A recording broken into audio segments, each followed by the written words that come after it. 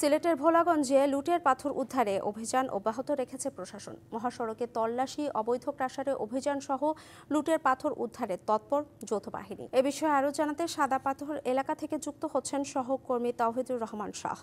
তাওহিদ, আজকের পরিস্থিতি কেমন দেখছেন এবং সাদা পাথর এলাকাকে আগের পরিস্থিতিতে ফিরিয়ে আনতে হাইকোর্টের যে নির্দেশনা তার কতটা বাস্তবায়ন হয়েছে জানাবেন।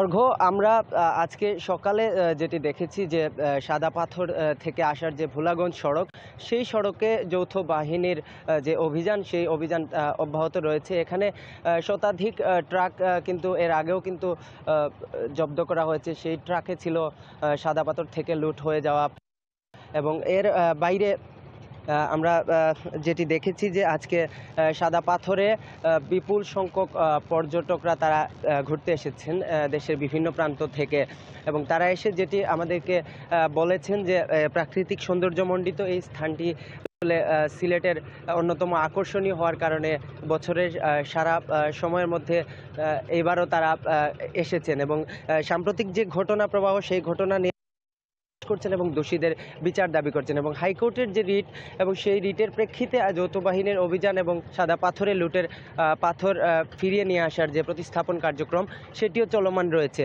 এবং পাশাপাশি সিলেটের জেলা প্রশাসন থেকে গেল বুধবার রাতে একটি জরুরি সভায় সিদ্ধান্ত নেওয়া হয়েছিল, একটি 5টি যে সিদ্ধান্ত, সেই 5 উদ্যোগ বাস্তবায়নে জেলা প্রশাসন কার্যকর ভূমিকা রাখছে। গতকাল জেলা প্রশাসক সহ একটি প্রতিনিধি দল দিয়েছেন, এবং এর আগে যে একটি তদন্ত কমিটি গঠন করা হয়েছিল বুধবার সকালে, সেই তদন্ত কমিটি রোববারের মধ্যেই তাদের তদন্ত কার্যক্রম আসলে জানাবে, এবং সেটিতেই উঠে আসবে আসলে ক্ষয়ক্ষতির পরিমাণ এবং হাইকোর্টের যে নির্দেশনা, এইটা দোষীদের যে তালিকা করা, সেই তালিকার বিষয়।